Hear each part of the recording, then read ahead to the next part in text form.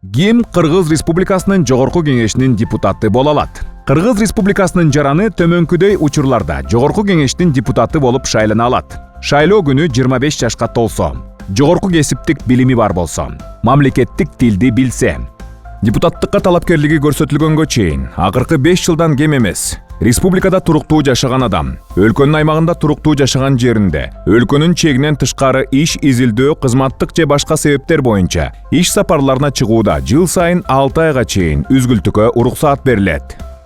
Төмөнкү адамдар Жогорку Кеңештин депутаттыгына шайлана албайт. Соттолгондугу бар, анын ичинде алып салынган же жоюлган.